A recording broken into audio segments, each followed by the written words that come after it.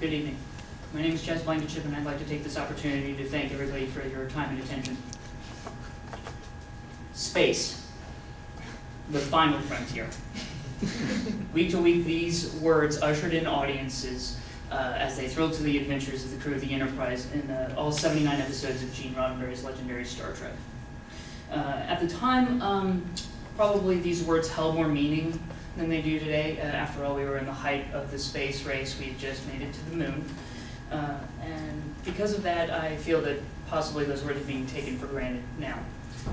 Author Ray Bradbury has been quoted as saying that science fiction is possibly one of the last realms in which the philosopher can roam as freely as he chooses. Now, of course, I feel that philosophy is the backbone of virtually everything from art to politics to science and potential foresight. Foresight in which to address and solve issues. So tonight, I'm going to present to you a very real issue that we're dealing with today. I'm going to display a solution that is a little more out there, based in fiction, and finally ask you to take an action that you might not be expecting. All right, so the problem we face today is overpopulation.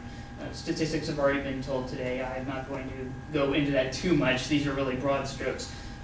We're going to reach 9 billion by the year 2040.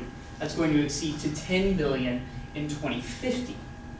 Now, the truth about that, and I know you want to hear the truth, is mitigation measures. We have none that are foreseeable to be solved in the 21st century.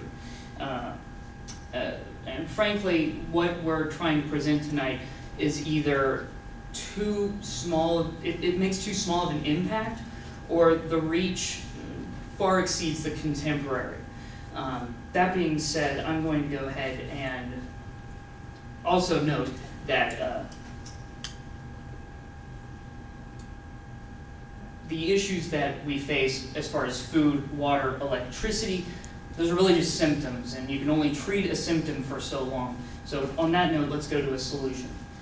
Space colonization. And I'm really excited about this idea because I'm really into science fiction a lot. Now, it might sound a little out there, far-fetched, like it can't be done, but it can be. And it's not a matter of going out to distant galaxies and dealing with extraterrestrials and other life forms and stuff, although that's very exciting too.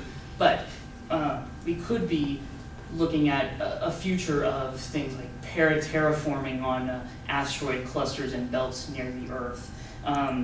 There's a Japanese animator, his name's Yoshiyuki Tamino. In 1979, he created an anime called Mobile Suit Gundam, in which, in that series, the population was so burgeoning that they were moved to space colonies. And these space colonies were put on 5 Earth-Moon points called Lagrange points. And one of the benefits of that is that there's nearly continuous solar power. We've already talked about, or we've already gotten solar power through paneling and stuff, and so with future research we could go into that more. There's also a number of possibilities aside from that, including NASA's Human Outer Planet Exploration, or HOPE project, which further avenues of research and development into possible colonization. And there's a number of bodies out there that we could possibly inhabit. There's the Callisto or Europa moons of Jupiter. There's the Phobos and Deimos moons of the Martian landscape around Mars. The most prospective one is Titan, which is a moon that orbits Saturn, and scientists have actually found that there's an atmosphere on Titan that's so dense it could facilitate carbon-based life forms. It's actually been billed as the most hospitable extraterrestrial world out there, aside from Earth. Author John S. Lewis, who wrote a science fiction work called Mining in the Sky, made a claim. Now, as we approach October 31st, as Anne mentioned, we are going to hit 7 billion. He says that if space colonization is brought to its logical conclusion, it could facilitate a population of 10 quadrillion people, which is just absolutely amazing. Now, I know what you might be thinking, you know, things like floating skies in Venus with anti-gravity and biodomes on the moon, and you know, maybe you're thinking, you know, why? Because it's just so out there. But my question is, why not?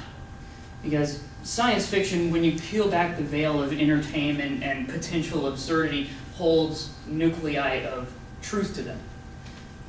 Now, show of hands, who here knows who Martin Cooper is? Anybody? Just a raise of hands.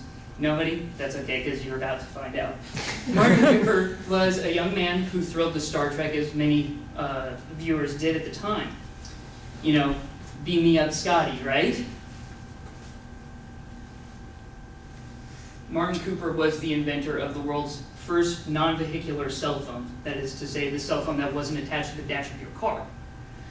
And you can clearly see the evidence of changing the world in a radical way just by that. He was inspired by science fiction, and he took that inspiration and allowed his imagination to roam.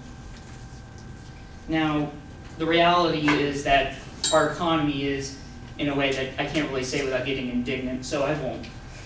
But, you know, high initial investment costs in space colonization. Is it worth hazardous waste? Also, space colonization could be like when we ventured out into the West, there's issues of morality and dignity, bioethics, also potentially megalomaniacal leaders that could take full advantage of our naivete.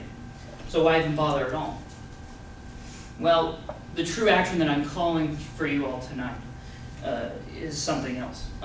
It's not space colonization, not yet anyway. And you might not remember, but a couple of weeks ago, Charlie and Dr. Bang actually had a conversation that involved Ray Kurzweil and his theory of the singularity when man and machine would become one. And I actually observed Kelsey shaking her head, vehemently so, that she did not agree with it at all. She was just, no way. Well, that's the action that I'm calling for you tonight. I want you to take this. I want you to take this. I want you to take all of the doubt and the skepticism and disbelief that might held in there, the boundaries, and I want you to shatter them. Just destroy them. Because once you've shattered the boundaries here, you shatter the boundaries everywhere. And, I mean, critical analysis and problem solving. Thank you.